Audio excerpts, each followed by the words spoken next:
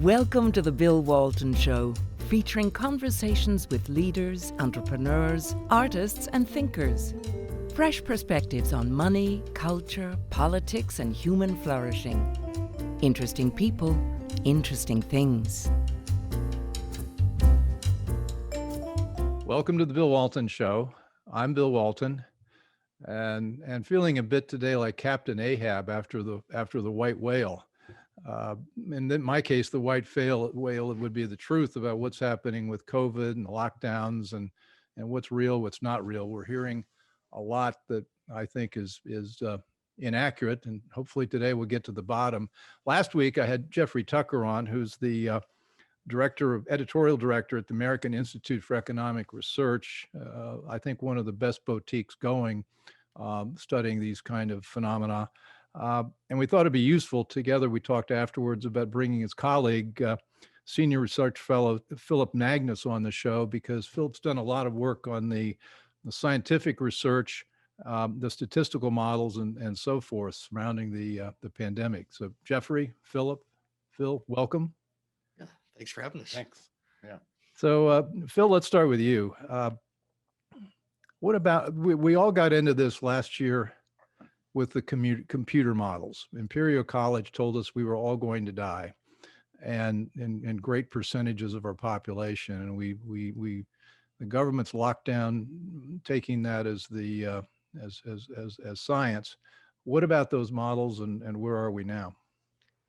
Well, if everyone remembers back to almost a year ago on March 16th, that's when Imperial College of London and a team led by this statistical modeler, he's actually a physicist by the name of Neil Ferguson, released these catastrophic projections of 2.2 million people in the United States were going to die of COVID-19.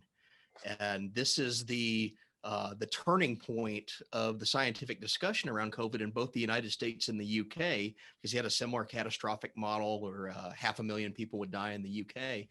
And this release from Imperial College swayed both governments to basically flip on what they were going to do in terms of their COVID policy and urge the adoption of lockdowns. So this is probably the biggest turning point in the entire pandemic in terms of the policy response. It moved two major Western governments, supposedly liberal democracies, away from a mitigation strategy and towards the suppression strategy built around lockdowns. Well, there are a lot of us skeptical about that model almost immediately after it came out, but we didn't know a lot then. What do we know now that we didn't know then about the actual outcomes? Well, I think first and foremost, the Imperial College model has failed catastrophically in its predictions. It's always been too high. And that's even compared to some of the other models. There was a study that came out in November that compared Imperial's strategy for modeling the pandemic against six other models that had run. And it's the clear outlier. It's the one that always runs hot, and it runs hot by significant amounts. So the further out you get in time, the more it overshoots the death projections. Well, Jeffrey, you talked last time. I think it'd be worth expanding on it. The notion that the models really ignored human behavior. Same issues we have with all econometric models. I think I pronounced that right. Yeah, no, human behavior is not even part of the modeling. It's entirely an agent-based model. I was watching last night. There was a summit, or last week sometime, a summit on zero COVID. These are people who believe you can suppress, SARS-CoV-2 and wipe it out by driving down the R0 through extreme isolation, all this kind of stuff. And a guy was presenting, as a computer scientist, and he was presenting the relationship between infections and mitigation strategies, non-pharmacological interventions. And it was purely a computer model. I mean, he said, well, let's see what happens. So the pathogen comes, we shut schools, sporting events, and businesses. And now all the cases drop. But then we might be tempted to open them again, but then the cases will go up again. So what we really need to do, and he reruns the model, he says we need to close schools, businesses, sporting events, churches, and have lockdown orders. And now look what happens. And you're watching this and thinking, this man is a psychopath. I mean, to actually believe you can model Well, a society without any regard for human rights or dreams or aspirations or the law or anything. they basically treat human society like a giant computer game. Yeah. And I mean that literally. If you go back to some of the interviews with some of these people, they all liken their computer models and the ideas behind what they're doing with COVID to, if you remember, if you grew up in the 1990s, there was this computer game called SimCity 2000, I love where SimCity.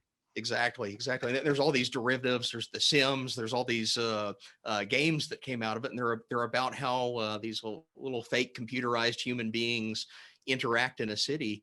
And you have several epidemiologists said that we use that as our model for figuring out how COVID would spread through society.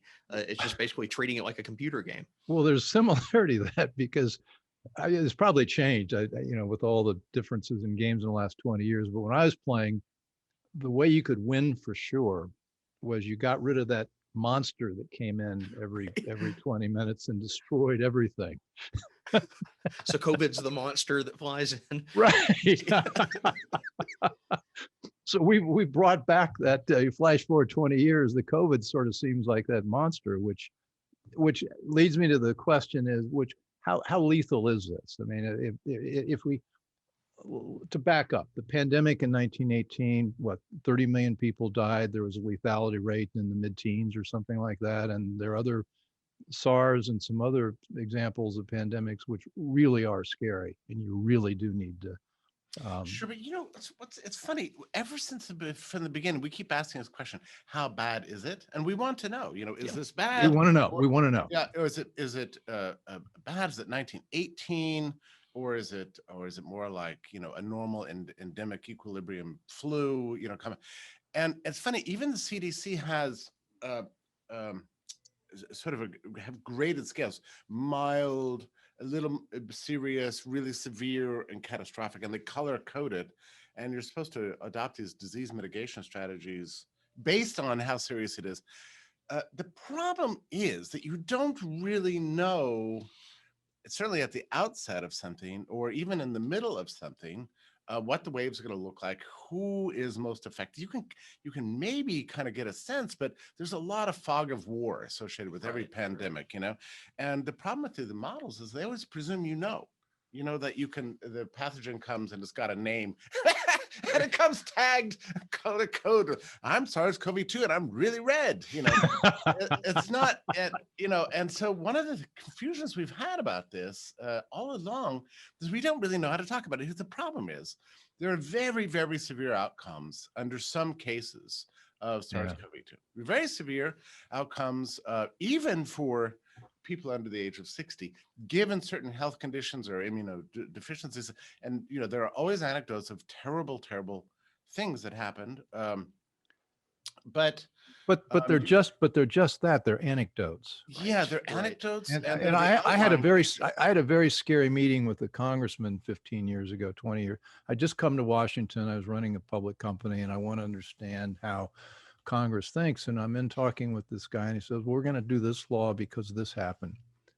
And I said, "Wait a second, you're going to write a law that's going to affect millions of businesses and tens of millions of people based on this anecdote." Because of this bad thing that happened to this woman at this point in time. We're supposed to change all our behavior based on that. And it seems like that's a lot what we're looking at here.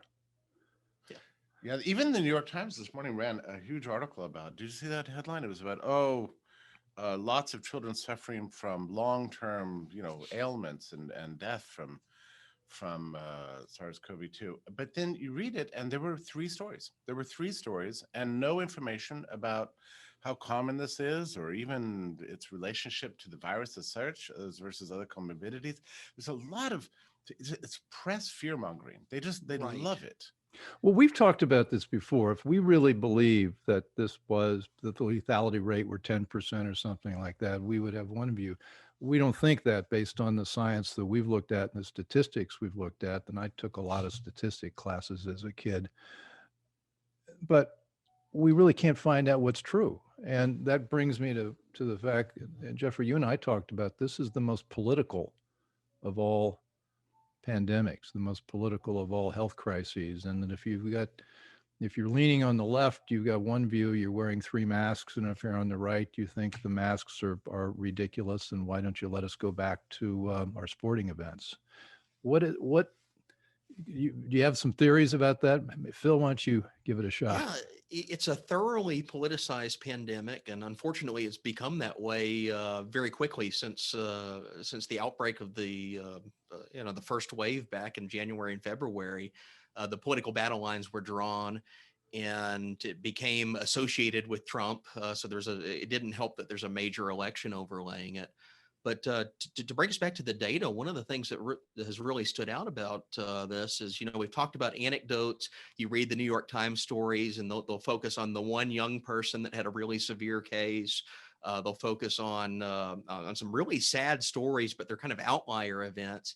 At the same time, they're suppressing clear information that we've known since the spring about nursing homes. Yeah. We've had this massive scandal that just broke in the last week in New York State with Governor Cuomo, where he was readmitting COVID positive patients into nursing homes.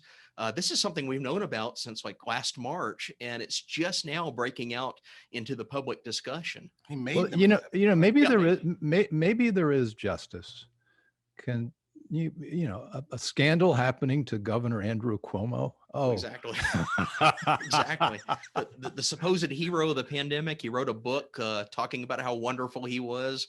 Anthony Fauci, as recent as December, was saying that Cuomo and New York State were the model in how to respond to coronavirus. Well, aren't the stats at something like 40% of all COVID deaths have occurred in nursing homes? Yeah, depending on the state. Yeah, Maybe yeah. that's overall nationwide. And the severe outcomes associated with states is very much connected to the demographics of the nursing home population. This is one of the reasons.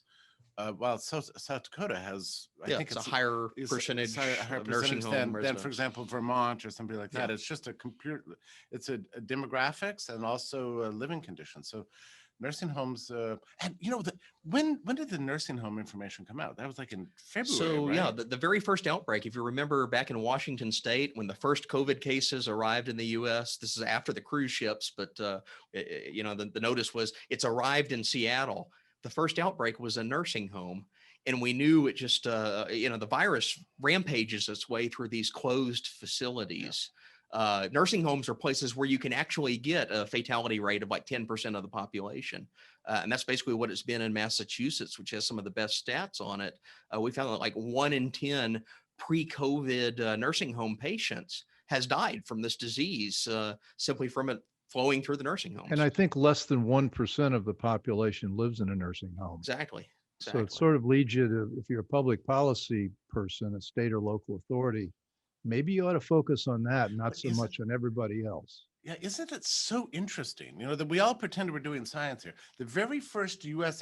really severe case was a nursing home. Yeah. And instead of saying, wow, we might have a nursing home problem, we said, lock down the whole country. Yeah. So focus on everything but the one area where we know that this is a severe, serious problem. So Phil, you're an economic historian. You've written a lot. I want to get you back on to talk about the 1619 project at some point, but let's focus on the other economic historian. Is there any precedent in history of this kind of response to this kind of virus or bug or flu or whatever we want to call it? Yeah. I mean, you could go back to the Middle Ages and find like this medieval style quarantines of closing off a city. And that's really the only precedent that we have. And of course, none of that's nationwide or worldwide. And actually what you find in the evidence is prior to about March 2020, most epidemiologists considered this lockdown approach to be kind of a fringe, dangerous theory that should not be undertaken. And I went through, mounds of epidemiological literature going back decades, and it was report after report after report As recently as the fall of 2019, Johns Hopkins University wrote a report for the CDC on pandemic influenza. And they said the one thing you should not do is lock down society. They said this is going to have severe harms and very little in the way of benefits. So This goes all the way back. So, what I want to make sure everybody goes to the American Institute for Economic Research website, because you've got a treasure trove there of information about this and a lot of other useful whatever. And you guys sponsored the Great Barrington Statement. right. And I guess you're based in Barrington. Right.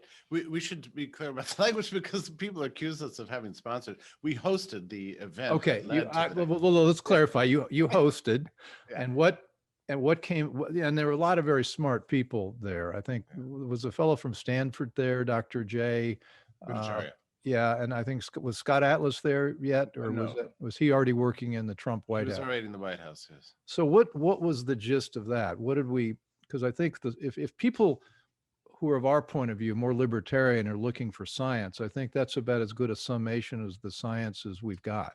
It was never intended to be some sort of radical statement. It really is a plain statement of cell biology Yeah. and public health, and a plea that we focus on the problem rather than pursue strategies that will have adverse consequences long term, and urged people in non-vulnerable populations, which is almost everybody, to live life normally, and in anticipation that we will obtain, as we often do with these kinds of particular sort of viruses, herd immunity, which is an evolutionary strategy, or it's a phrase to describe an empirical result we've seen again and again and again. Quick sidebar: herd immunity. It's been demonized, yet it's exactly the way these viruses play out. Could you give me a brief Yeah. description of what herd immunity is? I mean, herd immunity is basically a biological fact. And in the epidemiology literature before COVID, it's like one of the standard things that appears in the first chapter of the textbook on how the immune system works. We can think of it as herd immunity is the cumulative effect, now that we have a vaccine, of people that have naturally acquired immunity by getting the disease and recovering, plus those that have been vaccinated. So these are two components that work hand in hand. Unfortunately, the media has completely distorted this and presented them as if they're adversarial, or as if natural herd immunity is like this dangerous strategy. It's not a strategy at all. It's a biological fact, similar to like gravity is a physical fact. So when we got backing up to when this all started, we ended up with these state and local officials playing God. Yeah. And then they decided what was essential and what wasn't essential. And you were an essential worker, you weren't. You're going to close this business, that business. They left Walmart open, but they closed the corner store. You all are both exceptionally well-trained economists. Explain why that's a catastrophic concept, essential versus non-essential. It's the essence of central planning. And we not only saw that between which stores got to stay open and which stores closed. In some states, like in Michigan, if you remember the videos where they had tape around the gardening section and the toy section and the electronics section. So it was like you could even walk into a Walmart and certain products they were selling were deemed essential by the decree of the governor. And yet just across the state line in Ohio, those same sections were open.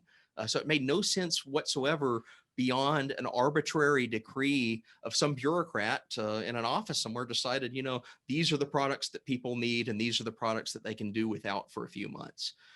So it's a complete political decision. What it does is it defies the ability of the consumer to actually express their own preferences of what they want, what they need. I mean, better than anyone else what you need for a safe and comfortable life for the next week. You know what you want to consume when you go into the grocery store. A bureaucrat in some state office or some federal office does not know that. And what did any of this have to do with disease mitigation? Exactly. That's the thing that upsets me the most. I mean, they're pretending as if they're controlling the virus. They're only controlling people. And ruining lives. And they don't seem to care. One of the things that has troubled me, though, is the way Americans just sort of much knuckled under this. And, I think a lot about what are my central values, and I think a lot in terms of freedom, sort of drives a lot of what I think ought to be. But the notion of freedom is not being taught in schools the way it was taught earlier on. And I think there's more emphasis on equality and of outcomes. And I think that whole psychology is played into people's reaction to this. I can't imagine Americans letting themselves be locked down 25 years ago, 30 years ago. Thoughts? That goes all the way back to this Neil Ferguson fellow in the spring, and he gave a really revealing interview back in December where he's recounting on how they implemented the lockdowns, how they sold the model. And he says that his aha moment was when he saw that Italy had copied communist China. And he said, previously to this event occurring, the discussion among his team of epidemiologists was, well, China's an authoritarian communist state, and they were able to execute the lockdown, but we just can't do that in the political system we have in the West. Then they saw Italy do it. They saw the population of Italy accept it. And they're like, aha, the floodgates are open. We can actually copy this approach and strategy and extrapolate it and apply it to the world. Really, I think what they're playing on, though, is another theme that the modelers have been really atrocious on, and that is the alarmism, that is the panic, that is the over projection of deaths, these catastrophic models that say millions of people will die. That breeds fear into the public's mind. And when you see an expert on TV saying, well, I've run the epidemiology models, I'm the top scientist in the world, and millions of people are going to die unless you do this right now, people who otherwise would speak out against these intrusions on their freedom are cowered into fear. Yeah. Yeah. Fear really had a lot to do with it. It was the driving force. And we've seen this throughout history, right? What happens when the pathogen comes along is people first in denial, then they get afraid, and then they cry out to government to do something. Then government uses that as a way of getting more power. And then it's hard to get their hands off the power once they've done it. Well, there's been an interesting study that the pandemic, the fear factor here has been much worse, I think, than we've ever experienced in history. And a lot of that's driven by social media, and a lot of it's driven 24/7 news cycle. And there's a study, and I'm looking around in my papers, and I can't quite find it right now, but the study came out that there's a correlation between the central how central government is and how you're getting information from all of one's sources. It becomes self reinforcing. Oh yeah, it's called something about negative information spread through enough mass and digital media can create a mass hysteria that exacerbates and is self reinforcing. And what happens is you get negative information from authoritative sources, media are politicized, and social networks make the negative information omnipresent.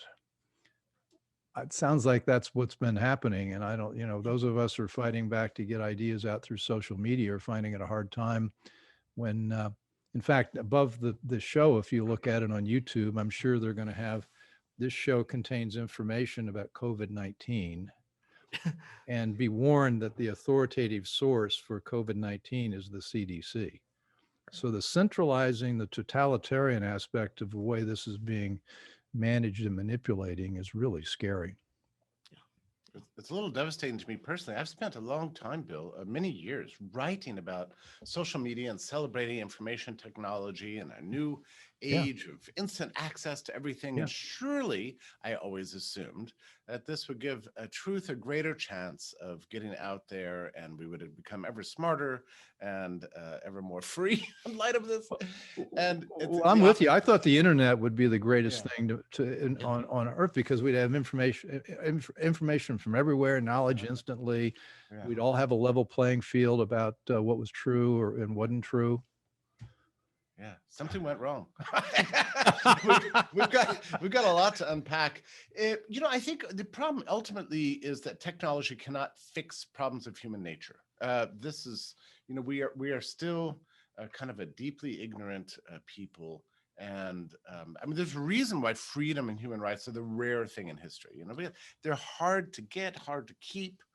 It's very easy to lose all that stuff and default back to our lizard brains and and disease fears and panics I didn't know how likely it was that we could ever go there. I never have experienced anything remotely like this in my whole life. So, I think it's just shifted probably for you. And I think we were talking about this last night. Yeah. It's kind of like changed my perception of the social order and the fragility of civilization and the intelligence of the average person. I mean, a lot of things are coming under question these days. I want to do some work on the social cost of this, because I think the psychological impact of people being masked, being 6 feet, social distancing, I'm getting a little tired of stepping up to somebody to talk with them and have them back away like I've got the plague.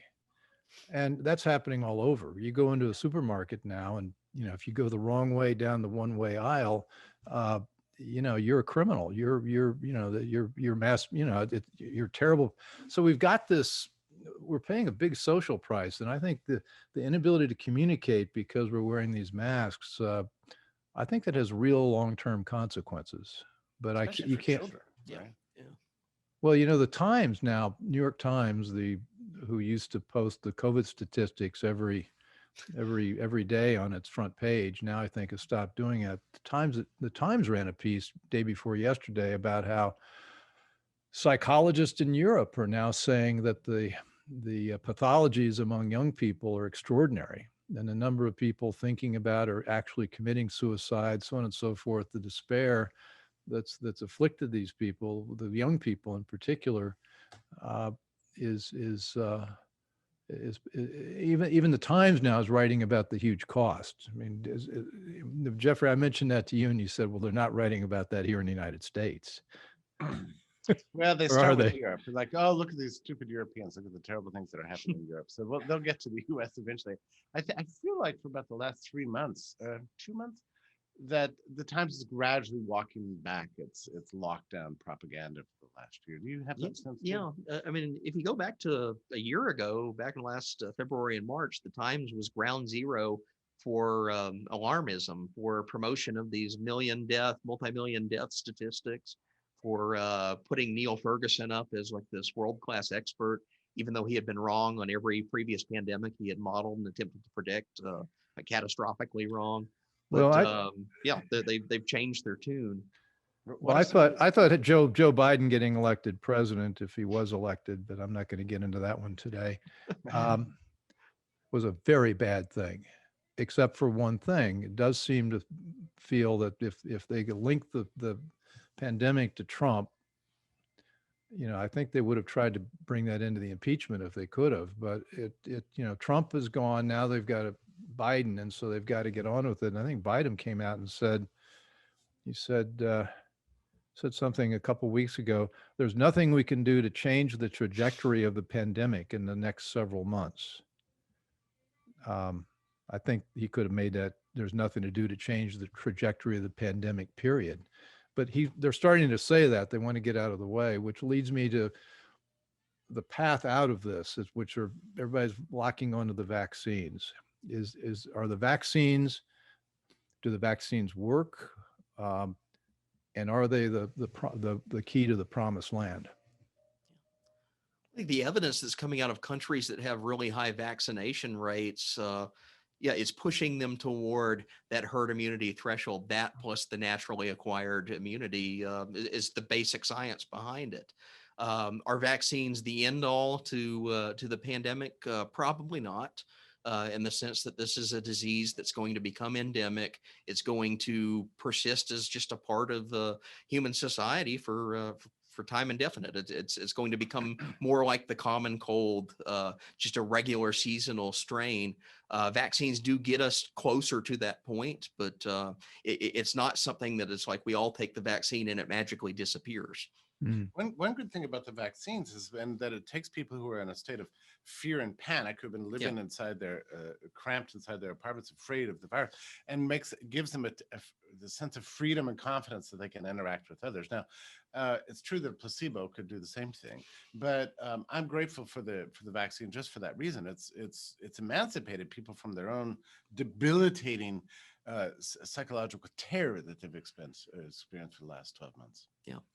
Do you worry that now that the political class is recognize that they can bring about lockdowns and enforce social behavior, that they'll use those same strategies with the next big thing that happens, or the next scary virus, or it could be used for the environment. Absolutely. As I said, the floodgates are open now that they discovered they can get away with this. And one theme that I've really picked up on that hasn't been given a lot of attention is the policy mechanisms used to implement these. They were all executive orders under emergency powers. They were governors and mayors and presidents and authority figures invoking powers that are outside the normal deliberative legislative norms. We never had a Congress meet and debate over the COVID lockdown bill. Right. Rather, it's a governor or a president or someone stepping in and saying, well, our bureaucratic advisors at the CDC or our public health authority has said you need to lock down now. Therefore, I'm issuing an emergency edict that'll cover the next 2 weeks. Then 2 weeks becomes 2 months. 2 months becomes a year. So it's a perpetual extension of this emergency state through emergency powers with basically no legislative checks and very minimal judicial checks on it. But one thing that could prevent that is if there are severe outcomes for the political class from what they've done for the last Right. year. And the latest data on basically our children have lost a year's worth of education. It's very tragic. The people have been denied in-person education. They've not been getting an education. It's really tragic. The missed cancer screenings, the health effects and the consequences, psychological and otherwise. It could actually lead to a kind of public backlash. And I'm actually encouraged. I mean, Cuomo's under severe investigation. He's being denounced even by CNN. Newsom's about to be recalled. Donald McNeil in the New York Times is fired. A lot of lockdowners are going down. You're starting to see this trend. The biggest lockdown people are actually experiencing right now political and professional meltdowns. And I think that's a very good sign. And then on the other side, you've got Ron DeSantis as, a hero to the multitudes, as is Kristi Noem in South Dakota, the two most open advocates of openness in their states. Well, you're right. I think there's going to be a tremendous backlash against the teachers' unions. Yeah. I mean, this has always been their agenda, but now it's naked. Yeah. And it's anti-science. I mean, you even have people that are pro-lockdown are saying that, well, this is not a disease that places school-age students at high risk. All the science says that we should reopen our schools, and yet you have teachers unions and education bureaucrats that are politically invested in, basically living the easy life, are resisting, even to the point that governors like Gavin Newsom, who's about as pro-lockdown as you can get, is now in a battle with his teachers unions because he knows that they're costing him his political career. Yeah, isn't it incredible? The closing the schools is one of the most, I still cannot figure out how it really happened. Yeah. Bill, you said this is always the agenda of the teachers unions. I'm not sure I understood that the goal of teachers unions was not to teach, was to sit at home on It's to get paid. The goal was to get paid. I don't know. Well, I owned a couple of education businesses, K-12 education businesses that contracted or services to public schools, and I got to know them pretty well. And they're not that interested in. The interesting thing about that experience was there are lots of people who are dedicated teachers, lots of people who love the craft and care, but that's not the union. And the union is basically doing a work rule thing, trying to keep people out of that.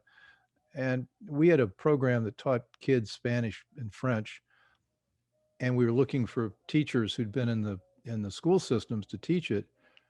And for every one teacher in the school system, there were 10 others who had been in it, who hated it, who wanted to be a teacher, who wanted to be helping kids. So they're out there. I mean, the impulse to teach and to run schools is terrific, but you don't find it among the unions. So where do we go from here? Are we going to end up with national vaccine cards in order to travel on planes? I don't believe that's going to happen. I think the polls are actually too lopsided on this question. I think half the people are not getting, if they have the choice, will not get the vaccine. I don't know how you have a mandate under those conditions. What do you think? Well, the whole thing with the vaccination, I mean, people are talking about mandates. We're so far away from that point of it even being an issue. I mean, right now, the problem with vaccines is there simply aren't enough of them, and the governments of several states around the country are completely botching the rollout. Yeah. There are people that want to get vaccinated that would volunteer and possibly even pay money to get vaccinated if they could, but they're barred because of bureaucratic rules and inept, incompetent rollout. Have you gone onto the websites to try to sign up for a vaccine? Oh, it's atrocious. It makes like the Obamacare website look Exactly. like Google. Obamacare was a brilliant website by comparison. Yeah.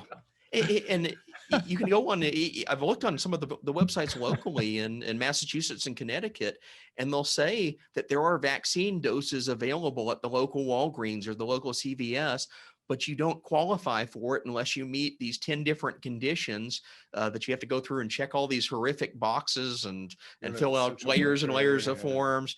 And it turns out that, okay, some of the conditions make sense. It's like they want to prioritize the elderly, but then all these other stipulations or categories like, well, if you work for the government or you work in certain preferred, or I guess they call them essential industries, you get preference for it. But it turns out there's not enough people in these industries to actually to meet the doses that are available in some of these locations. So what you have is a mismatch between the supply for the vaccine and the demand for the vaccine, and also the access to the vaccine. Which is why we don't like the top-down solution. We like the free market voluntary exchange solution. We got a minute or two left. What about some final thoughts? What should we be telling people about how they ought to be thinking about this, and what we ought to be encouraging them to tell their friends? By this, I mean the lockdowns and where we go from here. Yes, they quit listening to the panic mongers of the epidemiology modelers. These people are pseudoscientists. They are living in a fantasy world, and they have a track record that's played out not only in previous pandemics, but this pandemic of being wrong over and over and over again. Not one word of the advice that's come out of the lockdown scientists has proven true over the course of this pandemic. It's time to reinvestigate rigorous social science, rigorous hard sciences, and return to what epidemiology knew to be true prior to March 2020. And that is this top-down, society-wide approach of confining people into their homes simply does not work. It has high social costs and no efficacy in changing the course of this pandemic. It's time to do something else. And in the future, let's remember that infectious disease and the new pathogens, that's a medical problem with a medical solution, or a medical means of mitigating it. Using the state or political apparatus and the bureaucrats and the police to try to beat back a virus is sheer folly. I hope that that's a lesson we've learned in 2020, and we'll never repeat anything like this again. I hope, at least for another 100 years. Right. Well, thank you, guys. Jeffrey Tucker, editorial director of research at American Institute for Economic Research, and Philip Magness, senior research fellow at AIER. I really thank you guys for joining. And again, I encourage everybody to go onto your website and maybe even more than that, support the work you're doing. Thanks for setting us straight. And I'll be talking with you all soon. Thanks for listening. Thanks.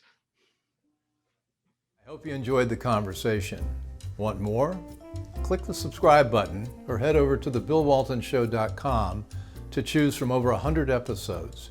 You can also learn more about our guest on our Interesting People page. And send us your comments. We read every one, and your thoughts help us guide the show.